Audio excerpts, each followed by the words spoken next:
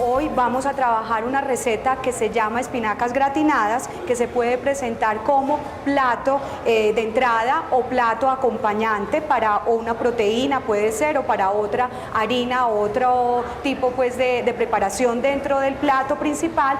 Y luego vamos también a preparar unas deliciosas también papas al horno, los cuales también son platos que van a tener o pueden tener en casa una modificación, bien por sea porque estemos añadiendo otros ingredientes como frutas o verduras deshidratadas, e incluso el chef también nos va a dar unos tipsitos para aprender a deshidratar frutas y verduras en casa, que precisamente pues es una de las indicaciones para consumo en el paciente que ha sido recientemente trasplantado. Entonces, como les decía, ya para el final vamos a ir escribiendo las preguntas, lo pueden hacer en el mismo plegable que tiene un espacio para instrucciones, observaciones, y luego entonces hacemos la ronda de preguntas al final.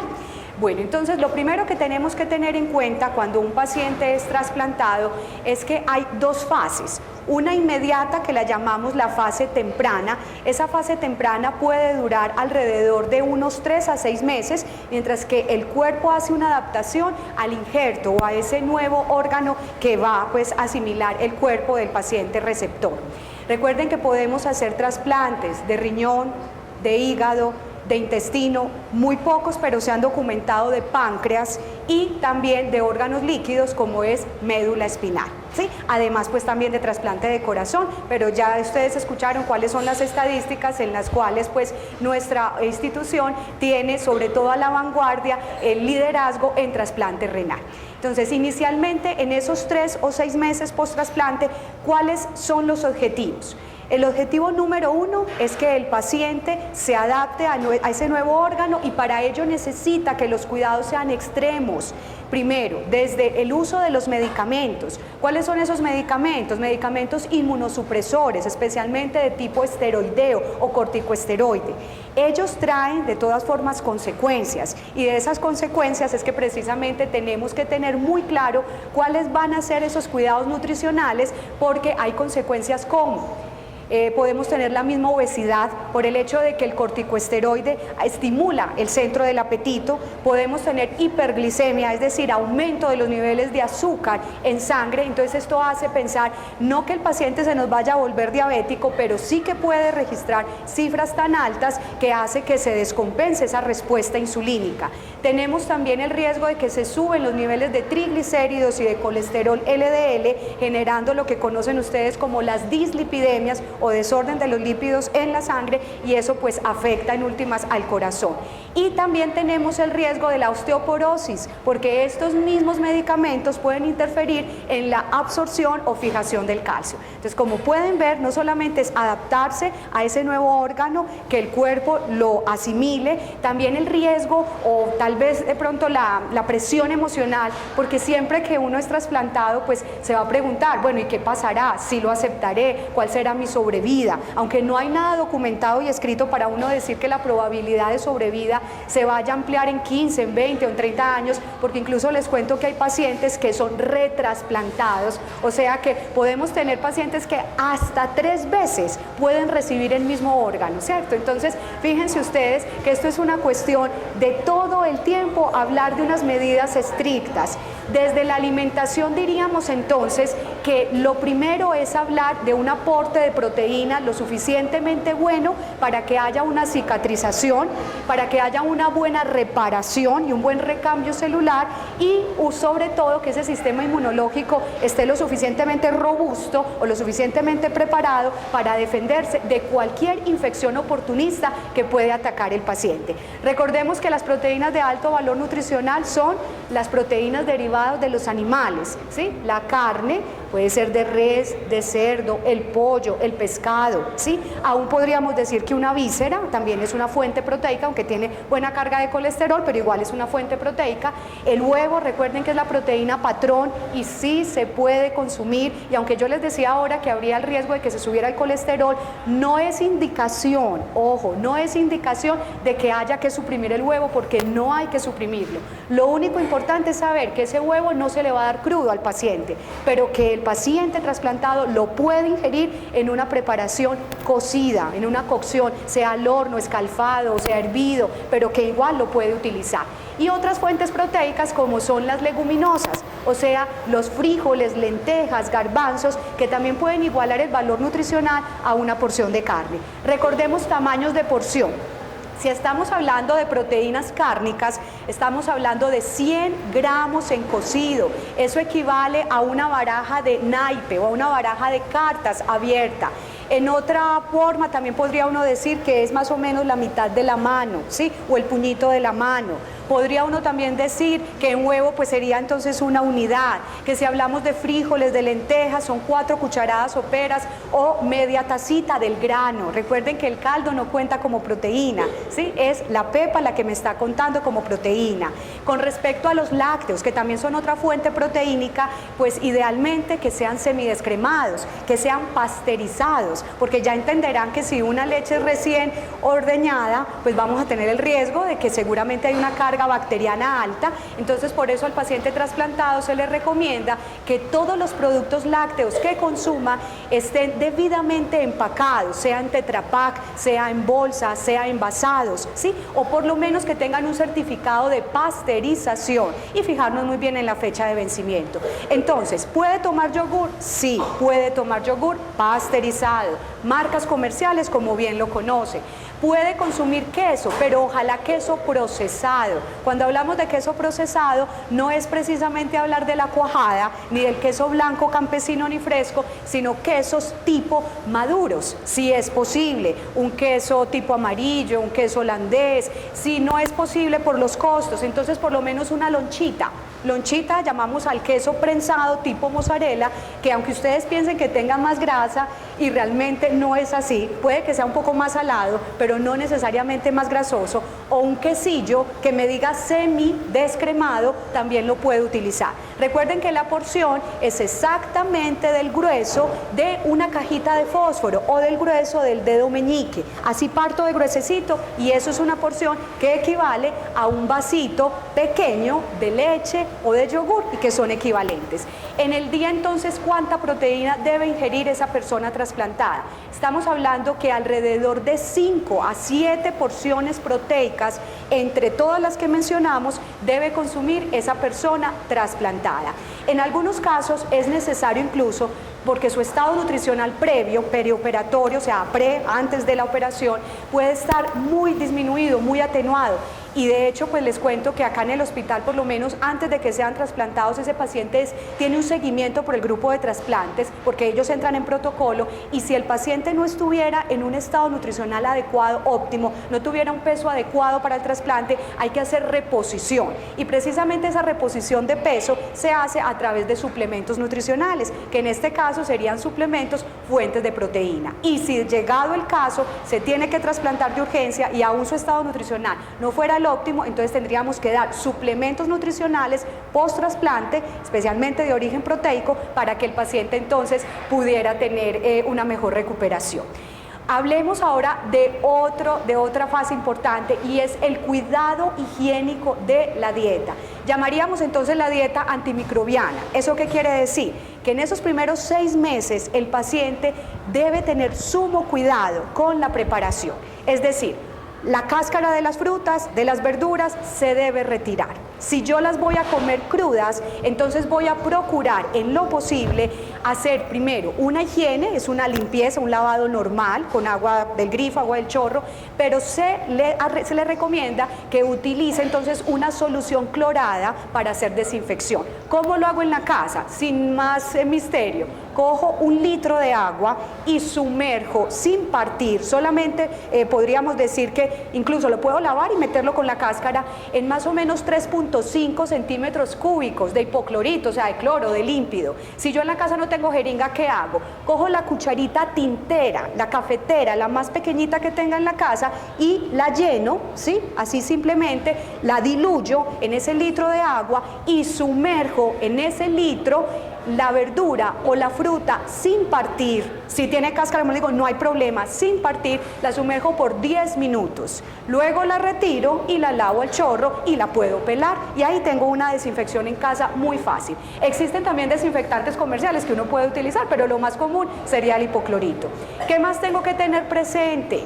que no debo ingerir alimentos de la calle que no sean cocidos. Es decir, para un paciente trasplantado en esa fase temprana, alimentos como ceviche, sushi, que para algunas personas pues también es agradable, o alimentos que estén dados sin cocción no deben utilizarse. Entonces, si yo voy a salir, voy a hacer consumos por fuera de casa, la idea es hacer consumo siempre de alimentos que estén cocidos, horneados, salteados. Si tengo que recurrir al consumo de un líquido y estoy en la calle, ¿cuál sería el líquido? Pues idealmente hablaríamos de un embotellado, es decir, de un jugo Tetra Pak, de un jugo de cajita, o hablaríamos incluso, ¿y quién lo pensara?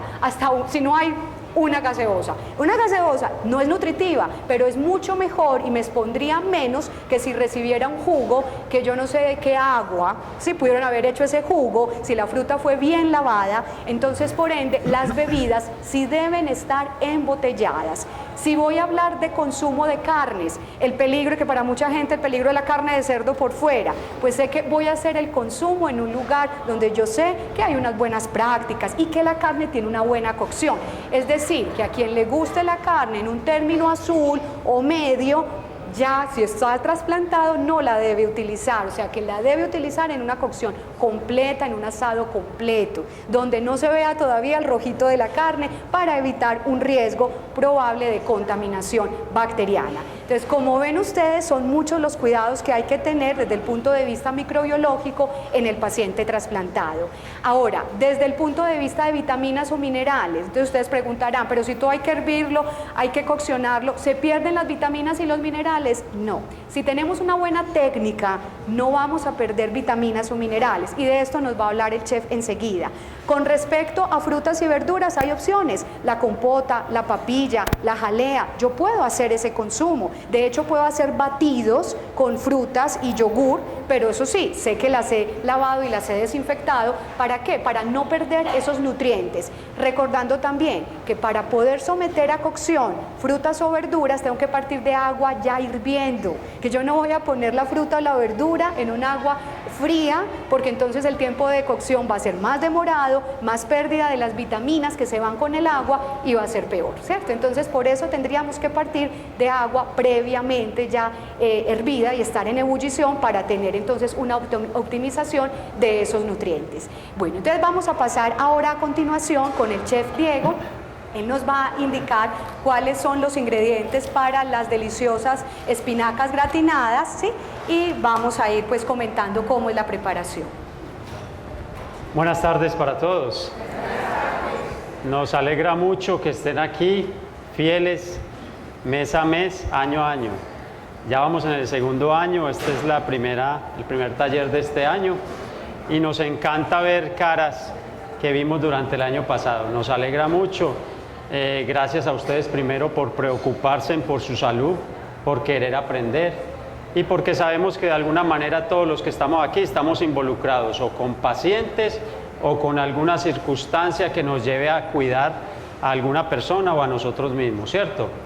Y el primer cuidado que se debe tener es con los alimentos. Tan importante los alimentos, tan importante estas cosas tan lindas que nos regala la vida, ¿cierto? Hoy vamos a preparar unas espinacas gratinadas. ¿Las puede comer un paciente trasplantado? Sí, las puede comer. No crudas, ¿cierto? Como nos decía la jefe de nutrición. Esto va a pasar por un proceso de cocción rápido, que es un blanqueamiento, que ahorita se los voy a enseñar, y luego les digo toda la preparación, cómo va. Entonces, lo primero que debemos tener es la lista de ingredientes o el mise en place. ¿Qué es un mise en place? Es un término en francés. Ustedes saben que los franceses fueron los que le aportaron al mundo el concepto de la gastronomía o la gastronomía como ciencia, ¿cierto? Entonces se inventaron un término que se llama todo en su lugar o mise en place, ¿cierto? Antes de empezar a preparar, muy importante, lavarse muy bien las manos. Aquí donde me ven, yo me tengo que lavar cada hora con un germicida y un bactericida especial las manos.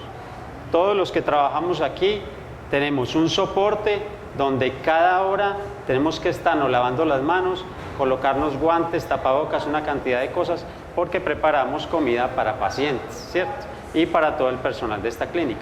Uno en la casa, ¿qué debe hacer? lavarse las manos, muy bien lavadas para empezar a preparar los alimentos y tener los utensilios muy bien lavados. Entonces nuestros ingredientes son espinaca fresca, mantequilla o margarina, queso, en este caso vamos a utilizar queso mozzarella molido o rallado, crema de leche, un cuarto de vaso de zumo de limón, crema de leche un vasito que corresponde a 200 centímetros cúbicos, sal y pimienta, que la tengo en esta preparación, huevo y algo de pimentón deshidratado que nos va a servir para la decoración del plato. Esto es lo que llamamos unos arlequines de pimentón, que ahorita les explico cómo los hacemos. Muy bien, entonces, ¿cómo vamos a empezar? Vamos a tomar las espinacas, aquí tengo agua caliente, que la he dejado que se vaya calentando, y vamos a hacer un procedimiento que se llama blanquear, ¿cierto? Voy a blanquear esas espinacas. ¿Por qué se llama blanquear y no cocinar? A ver. Eso es, porque luego ellas van a ir al calor del horno. Entonces no necesitamos que se nos cocine aquí del todo. ¿Listo? Vamos a garantizar con 4 o 5 minuticos que dejemos esto. Van a notar ustedes cómo la clorofila de la espinaca se nos empieza a despertar.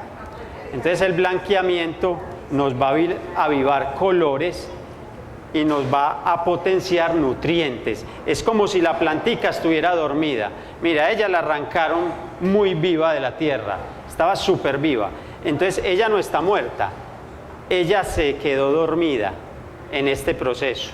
¿Listo? En este proceso. Entonces uno con el agua caliente la despierta.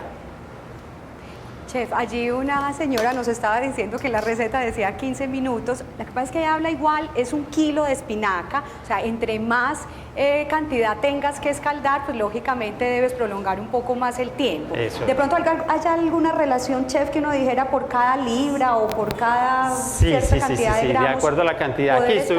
Aquí estoy usando 1 libra, no 1 kilo. Entonces aquí lo que voy a dejar son máximo unos 7 minutos.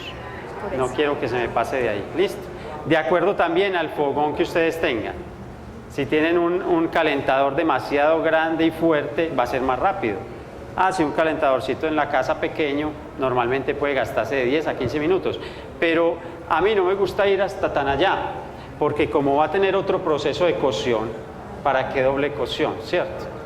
Entonces ahí sí le podíamos aportar a la receta eso, que podemos rebajarle un poquito el tiempo de escaldado o de blanqueamiento. Aquí, ¿qué le voy a agregar? La sal y un poquito de pimienta. Me gusta mucho la sal, un poquitico, porque la sal ayuda a que se fijen los nutrientes al ingrediente. ¿Listo? A que no se me vayan a perder mucho. Si ustedes van a hacer luego una sopa o un caldo, esto es lo que llamamos un fondo. Ahora yo voy a escurrir esta espinaca y parte de los nutrientes de la espinaca se trasladaron o traspasaron al agua. Entonces esa agua me quedó con unos nutrientes. Y si yo voy a hacer una crema, una sopita, ahí puedo arrancar. Eso es lo que se llama también, en la cocina hay lo que es claros, fondos y caldos.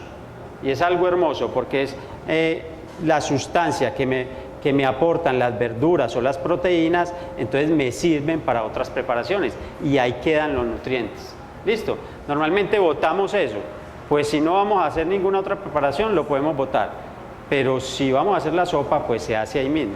Ya tenemos el agua caliente, estamos ahorrando gas, no tenemos que montar agua fría, prender otra vez, no, aquí mismo. Entonces esto lo vamos a blanquear.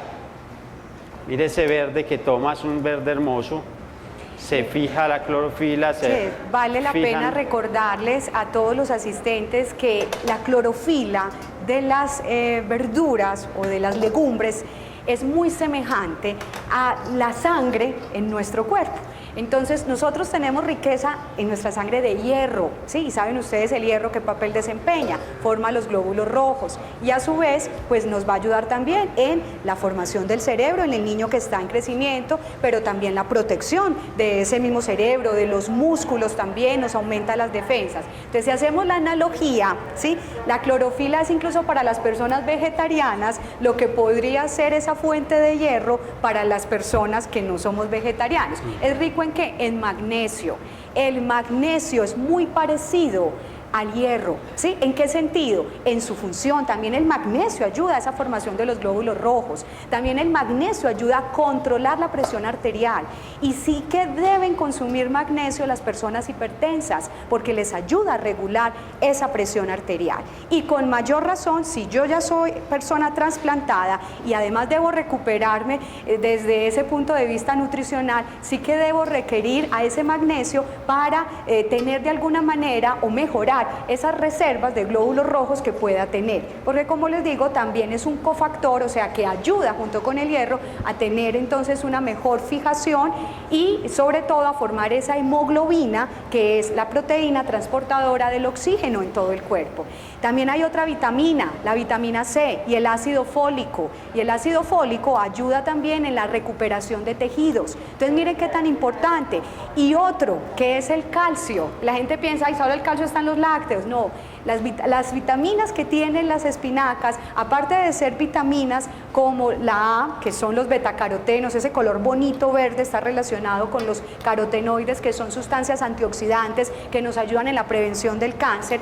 También el ácido fólico, como les digo, la vitamina C, tiene este otro mineral que es el magnesio y el calcio. Entonces se pueden dar cuenta que las espinacas tienen una riqueza invaluable, son además económicas, casi que siempre están en cosecha, a no ser de que haya un invierno pues recrudecido, y además tiene bajo aporte calórico. Hoy las vamos a enriquecer porque les vamos a añadir el queso, que es una proteína de alto valor nutricional, el huevo, que igualmente les decía, ¿cierto? Y por eso pues van a quedar de mayor valor calórico, pero en realidad la espinaca como tal es una muy buena fuente de fibra, de vitaminas y de minerales, que da una sensación de saciedad o llenura, por eso se utiliza también en dietas de reducción, pero que además también pues nos va a ayudar en ese control de riesgo cardiovascular. Bueno, muy bien, si ustedes quieren usar estas espinacas para una ensalada, aquí lo que tendríamos que hacer es echarle agua helada. Listo. Con el agua helada ya garantizamos este color permanente en la ensalada, porque mientras ella esté caliente, ella internamente sigue un proceso de cocción, más lento, pero lo continúa, entonces se nos va a tender a ennegrecer. Pero si hacemos lo que llamamos en cocina un choque térmico, que es pasar de calor a frío inmediatamente, ya queda como detenida la cocción y queda fijada la clorofila y fijados todos los nutrientes en el vegetal. Es algo muy interesante, nos aviva colores, nos aviva texturas, nos fija nutrientes, entonces para que lo hagan en casa. Listo. Ahora lo que vamos a hacer es que vamos a pasar acá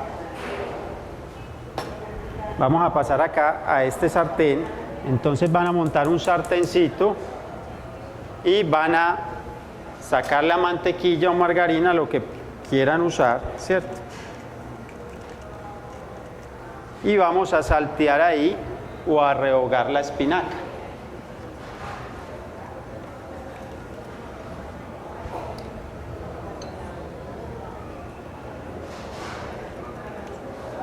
Esto debe ser a calor medio, no puede ser alto porque entonces se nos va a quemar la mantequilla y eso no lo queremos. Recuerden que el punto de fusión, o sea, el punto en el cual ya se nos empiezan a oxidar esos ácidos grasos en este tipo de grasas que son más sólidas, es un punto de fusión más bajo. Por eso lo dice bien el chef, que es un fuego más lento, ¿cierto? Para hacer ese rehogado y tener presente que no se queme, porque así sea una margarina de canola, una margarina de girasol, si ya yo supero ese punto de fusión, que es muy por debajo del aceite, entonces ya lo que voy a hacer es comer grasa oxidada, ¿cierto? Por eso lo importante de aprender a controlar la temperatura. Miren también el sartén tiene un teflón, eso hace también que la concentración del calor sea mayor y que yo pueda entonces tener temperaturas más bajas para hacer una buena cocción. Muy bien, entonces aquí rehogamos unos 4 o 5 minutos la espinaca. Esto es lo que se llama también saborizar un ingrediente. Saborizarlo con un aporte graso, en este caso la mantequilla, ¿cierto? Nos va a mejorar sabor y nos va a agregar jugosidad al alimento. Aquí le vamos a agregar un ingrediente muy importante y vital para esta preparación, que es el zumo de limón. A mí me encanta porque el limón está cargado de antioxidantes.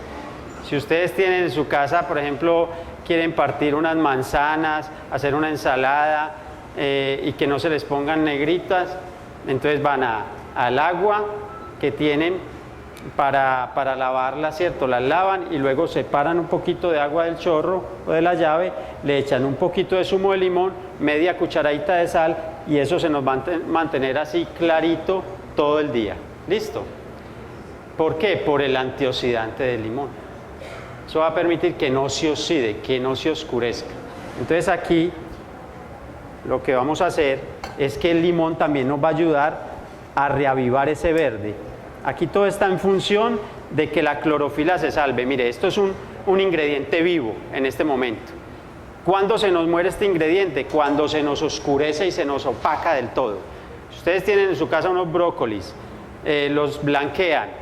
Cuando ven el punto verde más vivo, ahí los deben sacar. Les hacen el choque térmico y ya quedan listos. Pero ya cuando se pardean, cuando se oscurecen, cuando ya se deshacen, ahí no estamos comiendo ya nada. Ya lo que estamos comiendo es un bagazo. Ahí ya no hay nutrientes. ¿Listo? Entonces ahora lo que vamos a hacer es muy sencillo. Esta preparacioncita la vamos a retirar de acá. Yo no quiero darle mucho tiempo a este calor porque el tiempo realmente de cocción se lo va a dar el horno en el gratinado. Esto es un ratico, esto empieza a subir los olores. Normalmente uno no hay necesidad de acercarse allá para oler, no. Simplemente se hace este movimiento y todos los vapores se van viniendo, ¿listo? Y siempre para probar, entonces ¿yo qué necesito? Necesito 2 elementos. Nunca meter así, porque es la costumbre en la casa, a ver cómo está quedando esto y a la boca. No, por Dios. No, por respeto a uno mismo, a los hijos, al esposo, a la esposa. No, porque van a comer sobradito, ¿cierto? No. Entonces este es un plato que está estéril en este momento. Mire, no tiene ningún tipo de contaminación, entonces lo puedo probar. Voy a verificar o rectificar sazón. Cuando rectifico sazón, ¿qué estoy mirando? Contenido de aporte de sal. Ahí le siento el limón, me está pidiendo un poquito de sal y listo. ¿Sí o no? ¿Y esto dónde va? Esto va por acá, esa es la que me sirve para estar probando y revuelvo con otra. Listo. Siempre 2 cucharitas, nunca una sola, porque una sola eso se contamina. ¿Qué vamos a hacer? Vamos a coger ahora, reservamos esta espinaca acá, vamos a coger una ollita y vamos a agregar la crema de leche. Que también puede ser crema de leche semidescremada. Recuerden que la crema de leche que venden, la que llamamos light, no es del todo libre de grasa. Tiene una reducción más o menos del 30%, pero aunque no de tanto cuerpo o volumen, también es válido que se pueda utilizar en la receta. Acuérdense que ahí lo que haríamos es más protección cardiovascular. Y aquí lo que vamos a hacer es una especie de salsita inglesa, que no es del todo inglesa, porque la inglesa me va a llevar la crema de leche, el huevo, azúcar y esencia de vainilla. Pero esta, no, como no la vamos a hacer dulce, esta va a llevar la crema de leche, el huevo y le miramos la sal, ¿cierto? Si sentimos la preparación todavía insípida, le agregamos un poquito de sal aquí.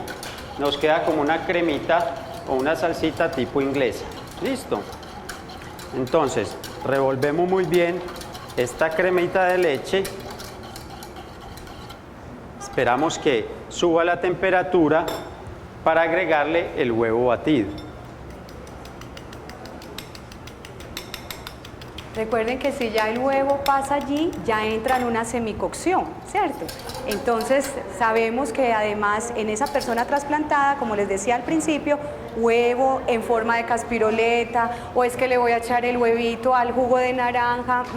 Recordemos que nada de estos productos de alto riesgo epidemiológico, como son los productos lácteos o cárnicos o el huevo, se pueden dar crudos en este tipo de pacientes. Bueno, entonces mientras esto está, vamos a colocar aquí en nuestra refractaria nuestras espinacas que van a ir al horno. ¿Cuánto tiempo? Mire, normalmente los hornos de las casas son pequeños, ¿cierto? Con 20 minutos a 160 grados debe tener suficiente para gratinar. De todas maneras, a los 20 minutos miran, si le falta un poquito de gratín, ya lo dejan otros 5 minutos más o menos. Listo.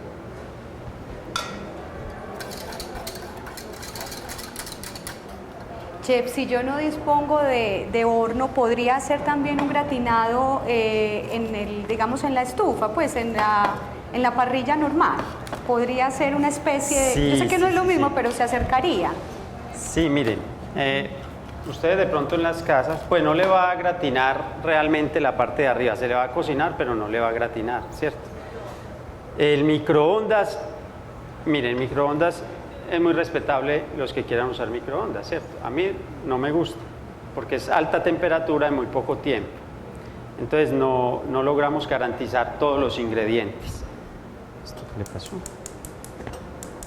Eso es. Lo que queremos cuidar es el aporte nutricional.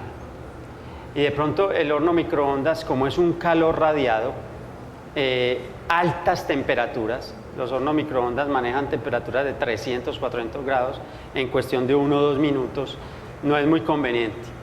En cocina a los chefs no nos gusta respetar los ingredientes y sentimos a veces con el microondas, como es una cocción tan rápida, que se irrespeta un poco la materia prima que tenemos.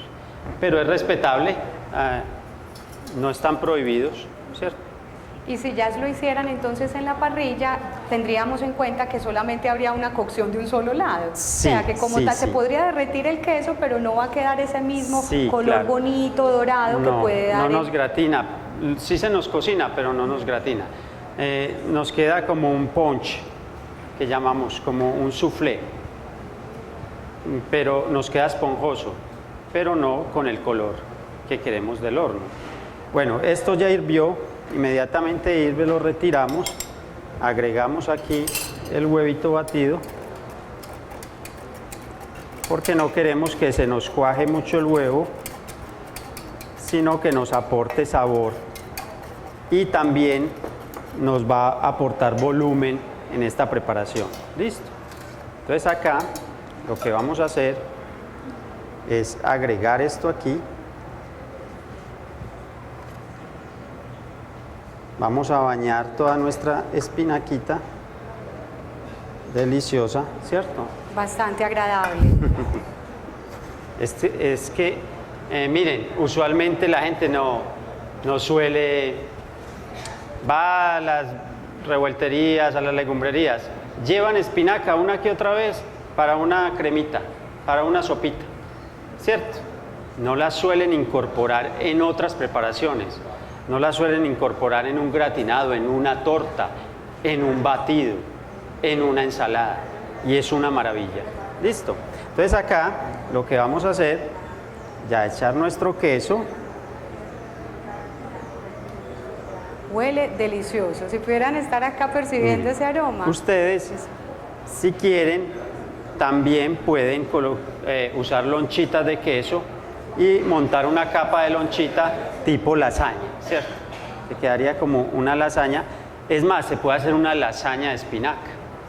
Y es que montamos la base de la lasaña de la pasta abajo, luego la espinaca encima, así como va con esta crema, con esta salsa, el queso, otra basecita de pasta de lasaña y otra capa de crema y de queso, y se va para el horno. Hay muchas maneras de... Mejor dicho, uno se acostumbra a lo mismo de siempre. como dicen la gente por ahí, papas, arroz y ya ni carne, ¿cierto? Salchichón o huevo. La carnita los domingos o el pollito. No, pero hay otra cantidad de cosas sabrosas, fáciles de conseguir, económicas. Lo que pasa es que nos falta a veces ideas, nos falta creatividad. Vemos esas cositas, esa espinaca la compramos y a los 15 días todavía en la nevera sin uso. Qué tristeza, para la basura. Y entonces, ¿quién se alimenta ahí? La tierra, recupéralo. No quisieron esto que les di tan rico, vea. Aquí volvió y sigan comiendo pues chucherías y perros y bobadas, ¿cierto? Recuerden que también, si lo desean, el parmesano se puede emplear, no le teman al parmesano. El parmesano es hecho de la corteza del queso maduro, es muy rico en calcio, ¿sí? Y no es alto en sal como la gente piensa. Entonces también podrían utilizarlo y con mayor razón en el paciente trasplantado, porque ya es un queso maduro, es un queso semigraso. Entonces también es perfectamente válido utilizar un queso parmesano. Bueno, entonces como yo voy para el horno con esta preparación, por ahí de hecho voy a probar de una vez hacer esta. Ustedes ahora van a poder degustar las papas al horno, la segunda receta, ¿cierto? Básicamente es pelar unas papas, pues aquí no interesa mucho, pues no me interesó quitarle todo, ¿cierto? Simplemente se pelan un poquito porque también a veces solemos quitar toda la cáscara. En la cáscara también hay nutrientes. La cáscara también nos aporta una decoración en el plato. No siempre esa papa blanca, insípida, ¿no? En este caso me gusta manejarla así. Es una papa simplemente que se lavó, se partió a la mitad y aquí le hice una preparación muy sencilla. Ustedes en la receta encuentran que viene con paprika, ¿cierto? ¿Qué es la paprika? La paprika es pimentón en polvo, ¿cierto? Pero entonces, como a mí me gustan tan natural los ingredientes, yo simplemente cogí los pimentones, cogí aceite y cogí tomillo y a la licuadora. Y lo que me sale es esta preparación. ¿Listo? Muy natural. Entonces lo que voy a hacer es un baño de esas papas. Le eché un poquito de sal y pimienta, ¿sí? Y entonces aquí lo que voy a hacer, mire. Chef, refuerzo que en la cáscara de las papas, ¿sí? ¿Qué vitaminas puedo encontrar o qué minerales? Encuentro potasio, ¿sí? Encuentro también yodo y también encuentro vitamina C. Solo se retira la cáscara de la papa si tengo el potasio muy alto. Lo tengo disparado y el médico me dijo, ojo con las fuentes de potasio. Entonces, solamente en esos casos yo pelo esa papa. Como sabemos, esa papa va a estar en cocción, entonces no va a haber problema para el paciente trasplantado. Entonces, solo si en el paciente trasplantado renal hubiera una elevación del potasio, uno sí le recomienda que en lo posible pele la cáscara de la papa. Pero de resto hay que dejársela. Ahí está la fibra, ahí está la vitamina C y ahí está el potasio que nos ofrece ese tubérculo. Entonces miren qué sencillo. Uno siempre en la casa, tajadas. Y tajadas de día, tajadas de noche. Y cuando no son tajadas, son papitas en fosforito, ¿cierto? Y entonces ya no las hago en fosforito, sino otra vez tajadas. Y a veces tajada gruesa o a veces tajada delgadita. Y no sabemos más qué hacer con nada. O cuando nos va bien, hacemos unas papas cocinadas, ¿cierto? Y le echamos un poquito de salsa de tomate y esa es nuestra gran receta. Miren, esto prácticamente es una guarnición que ya queda, ya me provoca comérmela y está cruda, ¿cierto? Y es que ustedes con un poquito de aceite y el ingrediente que tengan, si tengo ajo, si tengo perejil, si tengo cebolla, si tengo cilantro, ¿cierto? Tomate, chef. Tomate. En este caso pimentón porque la receta nos lo pedía y nos da un color muy bonito y un sabor muy bonito, muy rico. Pero en la casa tenemos cantidad de cositas, la cebollita junca.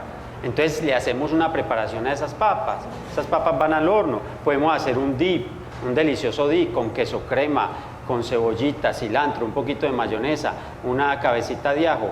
Licuamos, ¿cierto? Ahí nos queda una cremita de untar deliciosa para el final, por ejemplo, para nuestras papas. Entonces es aprovechar, como ustedes tienen una creatividad muy grande, pero se nos va durmiendo, se nos va apagando. La idea es poder, a mí me encanta mi trabajo porque todos los días aprendo más, estamos con más cosas, innovando y todo. Lo que no me gusta es que mi esposa ya acostumbró a que yo el que cocino. Entonces, ya no quiere hacer nada, ¿cierto? No. Y ya me saca una disculpa. No, es que a mí me queda muy maluco. No, es que hágalo usted, que a mí me queda muy maluco. Y me imagino que cada día le exige más, ¿cierto? Porque y se vuelve exigente. Y se vuelve cocina exigente. Tan bueno que ya cada día le exige más. No, entonces yo me volví súper agradecido, porque cualquier cosita que me hace lo disfruto, porque digo, al menos me hizo esto, ¿cierto? Digo, al menos se compadeció de mí. Pero ya los niños, ya todos, papi, ¿qué nos va a hacer hoy? Papi, ¿qué? Y yo, es que no me tienen nada hecho. ¿Ah? No, estamos esperando que usted llegue, descarados. Bueno, muy bien. Yo me voy para la cocina, voy a meter esto al horno, ahorita nos comemos la papa, esto se los dejo para que lo hagan en la casa, esto no lo vamos a comer, esto me lo llevo para mi casa, comérmelo con mis hijos. Ya adelantó la comida de hoy. Y bueno, hasta aquí llego yo, ahorita salgo, les doy la degustación, les agradezco mucho, siguen con la gente. Permiso. Bueno, entonces, mientras que el chef nos devuelve esas deliciosas papas, unos truquitos para deshidratar. Entonces, yo puedo perfectamente deshidratar al sol. La gente diría, hace años, es que eso es muy viejo, es muy antiguo, es uno de los métodos de conservación más antiguos que tiene la humanidad. Desde la época del Neolítico se usa la deshidratación, la salmuera para hacer conservación de alimentos. Pero sabemos que al sol, pues tenemos el riesgo. Primero, la temporada, ¿cierto? Y segundo, el riesgo de que los mosquitos se paran sobre el alimento, dejan sus larvas, sus huevitos, entonces no vamos a querer enfermar a nadie. Entonces, ¿realmente qué nos queda? El horno de la casa. Entonces, ¿cuál sería la indicación? La indicación es que en un fuego realmente muy, muy bajo, estamos hablando de más o menos entre unos 40 y 50 grados centígrados, yo puedo colocar en el modo arriba y abajo y puedo llevar, pues puede ser un plato, puede ser una refractaria o puede ser una lata. Idealmente hablaríamos más de porcelana o hablaríamos más de una refractaria, y puedo colocar allí simplemente las rodajas de tomate o de pimentón, puedo deshidratar naranja, puedo deshidratar papaya, manzana, piña, banano, uvas, ¿sí? Entonces miren todo el rol que puedo yo jugar con esa deshidratación. Y en cuánto tiempo voy a deshidratar. Tengo que utilizar como mínimo 3 horas, de 3 a 4 horas, pero a un fuego muy bajo, estamos hablando de 40 a 50 grados centígrados. En el comercio existen deshidratadores, ustedes me preguntarán, sí, existen deshidratadores, no son muy populares, pero es otra manera también pues de hacerlo. De hecho son importados porque en Colombia realmente pues no los tenemos, pero lo más clásico sería eso, hacerlo entonces en el horno. Hay personas que también usan la parrilla, por ejemplo, para sacar la misma cáscara del pimentón o del tomate y deshidratar un poco. Lo que pasa es que no sería una deshidratación completa, porque recuerden que para tener el título de deshidratado es porque en ese producto escasamente te queda un 4% de agua. Si el producto está deshidratado, me va a durar, puede durarme entre 1 y 2 años en una conservación limpia, es decir, la haría de manera que fuera vidrio, donde yo pudiera pues echar en un envase de vidrio con un cierre hermético, y perfectamente me puede durar hasta 2 años esa conserva. Lo que pasa es que la deshidratación, que persigue retirar prácticamente el agua es la sustancia viva, además de las vitaminas y minerales que tienen los alimentos. Entonces, a través de esa cantidad de agua es que pueden reproducirse otros microorganismos, y por eso es que se nos dañan las frutas y las verduras. Entonces, si yo tengo ya esa desecación, llamémoslo así, pues voy a tener la concentración de ciertas vitaminas y minerales, voy a detener enzimas, que son sustancias que siguen desdoblando otras sustancias, digamos, dentro de las frutas o las verduras, y así evitaría que, por ejemplo, si tengo una fruta que se me está madurando rápidamente o que se me va a dañar, entonces podría ser esa deshidratación. Porque de hecho en la persona trasplantada debemos evitar las frutas o verduras que estén ya en un estado de maduración extremo o que estén descompuestas o que estén magulladas, ¿sí? Porque podríamos tener la alta sospecha de que hay algún daño microbiológico dentro de esa fruta o de esa verdura. Entonces podríamos pues hacer uso de la deshidratación como un método de conservación. Otro sería compotas, ¿sí? Que también es otra forma. Por el escaldado yo puedo hacer la compota de cualquier fruta o verdura y la conservación la haría entonces en envase de vidrio, siempre haciendo entonces una pasteurización que ya luego es un hervido a baño María durante más o menos unos 30 minutos para que ya esa compota conservara características físico-organolépticas muy adecuadas. Pero lo más clásico sería la deshidratación.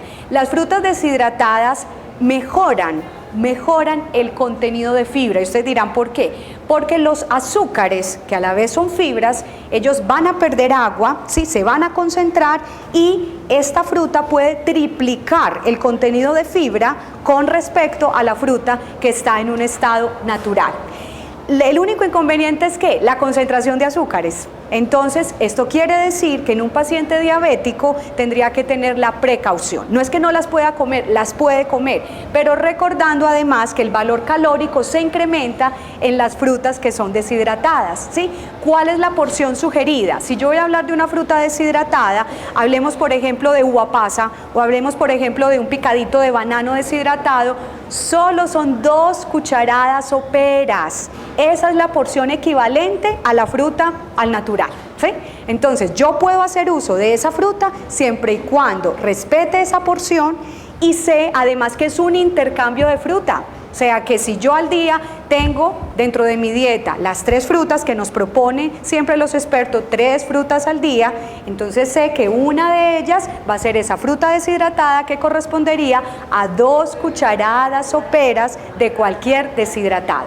Para la verdura ya es distinto, porque las verduras son muy bajas en calorías, las verduras además son muy bajas en azúcares, entonces lo que garantizaríamos con esa deshidratación es la acumulación de vitaminas y minerales y de fibra. En el caso de las verduras podríamos hablar de media taza como una porción de verdura que te reemplaza cualquier ensalada o cualquier otro tipo de verdura que quieras comerte. Entonces mira que sí puedes hacer perfectamente uso de la deshidratación como un método de conservación y de aseguramiento de la calidad nutricional.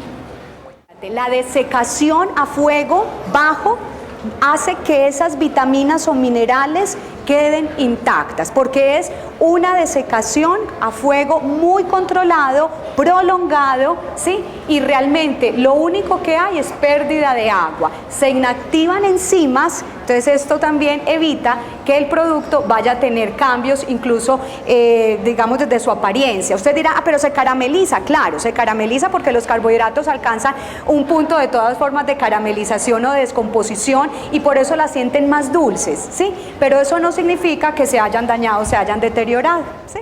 En el paciente trasplantado, la opción es el queso madurado o el queso procesado. ¿Por qué? Porque está más pasteurizado, porque además al ser procesado tiene menos carga, ¿sí?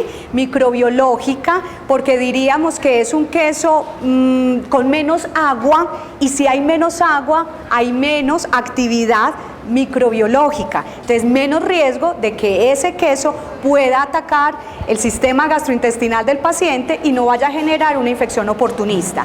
Los quesos prensados, para su conocimiento, los quesos prensados tipo mozzarella en lonchitas, como les decía, estos quesos llegan a tener incluso el mismo valor nutricional, ¿sí? La misma cantidad de calcio que un queso fresco, y pueden tener menos grasa que un queso fresco, ¿sí?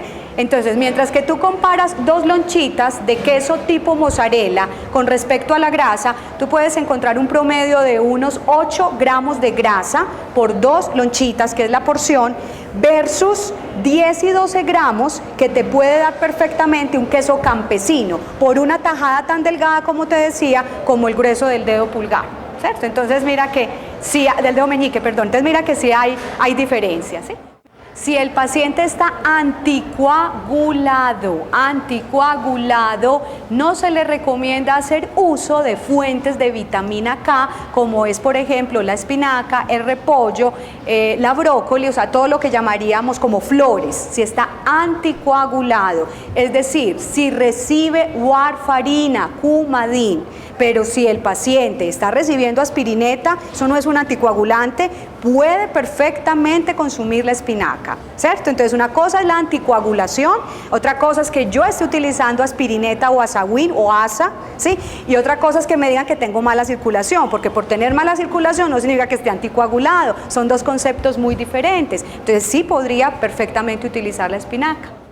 La sal se debe usar siempre al comienzo de la cocción. Si tú utilizas sal al final, ya la sal no está siendo absorbida, va a quedar como una sal de exceso. Es como cuando tú también dices, voy a cocinar sin sal y que cada uno le eche la sal en la mesa. Terrible, estás comiendo física sal. Entonces, ¿qué es lo que hay que hacer? Es durante la cocción, al inicio de la cocción es el momento donde yo voy a echar la sal para que se absorba, para que desarrolle sabor, ¿sí? No deshidrata si estoy hablando de un medio acuoso, o sea, de un medio donde tengo agua. Si yo voy a hacer ya es una salazón, es decir, porque voy a hacer una deshidratación solo a punta de sal, como se hacía en antaño, pues ahí sí estoy sacando el agua, claro, estoy deshidratando a punta de sal, que ese es el tipo de alimento, lo que llamaríamos los alimentos ahumados en salmuera, que no debería usar la persona hipertensa o el paciente renal, pero ojo, es muy distinto yo desecar o deshidratar por sal o con sal, que echarle sal al alimento en un medio acuoso. Entonces siempre en cocción, la sal nunca debe ir a la mesa, es la primera norma para alimentarnos bien. Si tú vas a congelar, que la idea es nunca congelar por más de 6 meses y en un congelador ojalá independiente, es decir, de puerta independiente para que sean 6 meses. Si yo no tengo el nevecón, entonces tengo el de la neverita con una sola puerta, no debería congelar por más de 3 meses, ya eso sería mucho. Yo voy a descongelar exactamente lo que necesito, ¿sí? No es que yo saque entonces todo el bloque de la verdura que voy a descongelar y descongelé todo y entonces voy a sacar y como ya se me descongeló el total, vuelvo y lo meto al congelador. No debo recongelar, eso no se debe hacer. Entonces lo importante es saber que si vas a congelar para usar porciones, utiliza las bolsitas estas Ziploc o estas bolsitas que son de cierre hermético y lo que haces es que en el momento del escaldado separas por porciones adecuadas para los comensales, para las personas que vas a tener, para no tener que descongelar una gran masa donde sabes que habría que utilizarla totalmente porque no la debes recongelar. Entonces, ya en la etapa tardía, ¿qué tiene que tener en cuenta el trasplantado? Sigue siendo tan estricto. Ya uno baja un poco la guardia con respecto pues a que entonces no todo tiene que estar desinfectado, no tengo que echar la verdura en hipoclorito, simplemente si se le dice tiene que tener unas normas higiénicas, ¿sí? Por lo menos saber que la fruta esté en un estado adecuado, la verdura no esté magullada, no esté digamos pues como madura por lo que te decía de un golpe que inmediatamente se golpea y entra el microorganismo. Entonces la idea es que esa fruta o verdura si la va a comer con cáscara, muy bien lavada, ¿sí? Sus manitos igualmente muy bien lavadas, saber que ojalá si va a consumir alimentos crudos por fuera de la casa, eso sí no lo haga, o sea que siempre declare que por fuera de la casa siempre los alimentos sean cocidos, nunca sean crudos. Ahora, con respecto, me preguntabas con respecto al atún, ¿sí? Al atún, y es que el atún que nosotros comemos, que nos llega, es un atún ya precocido, ¿sí? Entonces esa precocción se hace a altas temperaturas. ¿Qué quiere decir? ¿Que sí lo puede usar? Sí lo puede usar, tranquilamente. Ahora, yo sé que si ya está conservado en sal, pues no le voy a echar más sal. Entonces ahí, ¿qué tengo que hacer? Uso de hierbas, ¿sí? Las hierbas por excelencia en la cocina, albahaca, cilantro, ¿sí? y también el tomillo, el perejil, que son las hierbas que por naturaleza dan un sabor agradable, adecuado, entonces sí lo podrías utilizar. ¿Qué otros cuidados en el paciente trasplantado ya tardíos? Siempre sus comidas en un horario fijo, nunca hacer ayunos prolongados, porque si hago ayunos prolongados voy a tener más desórdenes en los niveles de azúcar, y acuérdate que se siguen usando los corticosteroides, los inmunosupresores son para el resto de la vida. Entonces en los pacienticos ya en esa fase tardía, después de los 6 meses, que hay que cuidar sus huesos, por eso muchos se van de suplemento de calcio por el riesgo de osteoporosis secundario al esteroide, sus triglicéridos, por eso se le dice, aunque usted no sea diabético, no endulce con azúcar ni con panela, trate de no comer azúcar, o si no utilice un endulzante tipo stevia o tipo sucralosa. ¿Qué más debe cuidar? Debe cuidar además esos ataques de hambre, sé que es muy difícil porque es que no está por comer, los esteroides hacen comer, entonces por eso uno le dice, fraccione en 5 comidas para que no tenga el hambre represado, aprenda a controlar desde su cabecita esos momentos de hambre, haciendo una actividad que por lo menos lo disperse unos 10 minutos en el momento en que le da el ataque de hambre, además sepa identificar qué es hambre y qué es apetito, porque creemos que el hambre es una enfermedad que da cada 4 horas, sí, eso da cada 4 horas, pero no vamos a creer que nos va a dar cada hora o que nos va a dar a la media hora. Entonces por eso aprender a identificar realmente qué es apetito, qué es hambre. La persona trasplantada puede hacer ejercicio, después de esos 6 primeros meses debe hacer ejercicio, ese ejercicio hace también que nivele esos ritmos de adrenalina, que regule la insulina, entonces perfectamente puede hacer un ejercicio cardiovascular, debe evitar el cigarrillo por supuesto, debe evitar el licor, debe dormir lo suficiente, debe tener una muy buena salud bucal. ¿Por qué? Porque por acá entran las infecciones. Entonces este pacientico debe tener ojalá 3 veces al año su cita con su odontólogo para que esté revisando cómo está su cavidad oral y evitemos infecciones oportunistas que pueden entrar por la boca. Esos serían pues como los cuidados básicos. Bueno, entonces la vitamina B12, que pertenece al complejo B, es una vitamina hidrosoluble, quiere decir que se va con el agua, sí, que necesita el agua para transportarse y absorberse, pero que de igual manera yo la elimino. Los déficits de B12, ¿qué me generan? Riesgo de anemia. Y saben también que el riesgo de que yo puedo caer en un estado de depresión, de cansancio, de fatiga, porque el sistema nervioso necesita una muy buena cantidad de vitamina B12. La vitamina B12 afortunadamente está en todos los alimentos de origen animal. Tú la encuentras en el huevo, la encuentras en la carne, la encuentras en la leche. Entonces ahí tienes B12, quiere decir que esa es la vitamina que le falta a los vegetarianos cuando son vegetarianos puros. Por eso una persona vegetariana, el vegano puro, sí tiene que suplementarla. Pero si tú estás consumiendo estos alimentos después de haber hecho la suplementación, porque ¿para qué te generan esa suplementación, esa recarga de suplementación durante 7 días continuos de esa inyección de cianocobalamina o vitamina B12? Es para que esos depósitos suban y con una alimentación saludable tú puedas sostenerlo. Generalmente las personas que hacen déficit de vitamina B12 son personitas que se alimentan muy mal, o sea, la verdad es que no tienen horarios de alimentación fijo, entonces sustituyen un almuerzo de pronto hasta con un vaso de leche o se comen simplemente una fruta y empiezan a hacer un déficit tan prolongado y tan crónico de vitaminas y minerales, porque no solamente la B12, sino que hay otras vitaminas que ayudan a esa buena absorción, pero especialmente la proteína les falta. Y cuando vas a mirar y tú haces el balance del día, dices, proteína, si acaso he consumido 2 porciones, cuando normalmente una persona debe al día, siquiera 5 alimentos proteicos utilizar, sea de fuente animal o fuente vegetal, pero como en este caso la vitamina B12 está en fuentes animales, sí por lo menos procura que 4 sean de origen animal todos los días. ¿Sí? Lo más importante es que los enlatados se saquen de su empaque original, ¿sí? Para poder conservarlos de un día para otro. Entonces tú los vas a sacar de ese empaque original y los vas a echar en un recipiente plástico con tapa. ¿Qué recomendamos? Si sabes que no te quieres gastar toda esa porción, deja lo que es para la ensalada perfectamente para gastarlo el mismo día y el resto, ¿sí?, para gastar en otra preparación al día siguiente.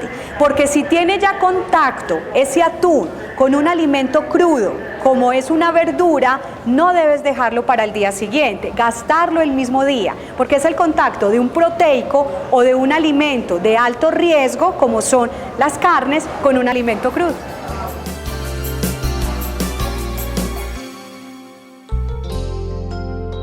San Vicente Fundación, una vida entera por la vida.